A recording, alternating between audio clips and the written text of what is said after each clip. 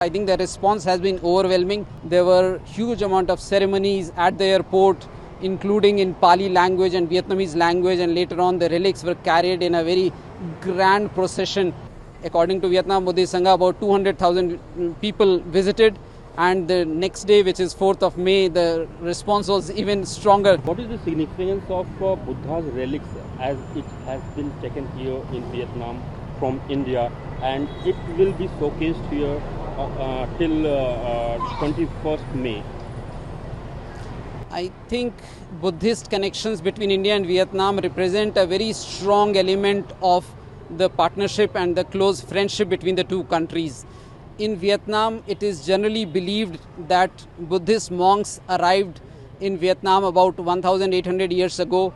There are lots of stories around the first visit of these monks. Kodala is very often referred in Vietnamese scriptures, and from that time onwards, I think India is seen as the land of Buddha, a place from where the messages of Buddha and the teachings and lifestyle and everything else, I think, has become part of, I think, Vietnamese belief system and spirituality in Vietnam. The way India is seen as the land of Buddha by the people of Vietnam, and I think they are going to strengthen people-level ties between the two countries in the coming years. I think the relics of Lord Buddha really will be something very cherished initiative for the people and the Buddhist community in Vietnam. Later on, I think when the idea went to the government of Vietnam and when it was discussed among the common people, etc., I think the response has been overwhelming.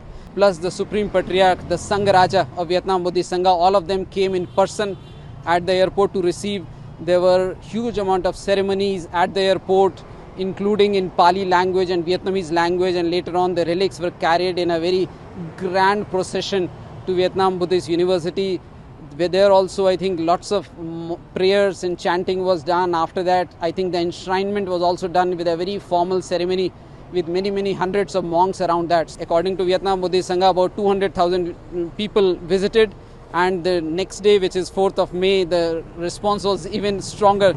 They say about 3 to 3.5 lakh Vietnamese came. They started queuing up at 3 a.m. in the morning and went on till about 6:30, 7 p.m. That kind of, I think, the warmth which it has generated and the kind of response we are receiving is, I think, a very strong, very positive message for India-Vietnam friendship. Now this friendship takes form in multiple ways. One is pilgrimage itself. I think we estimate about 20 to 25,000 Vietnamese go for pilgrimage to Buddhist sites in India. Last year's figure, which is growing. Then I think there are about several hundred Vietnamese students are studying Buddhist studies, Pali, Indian history and related subjects in India, and we, I think, expect those numbers to grow.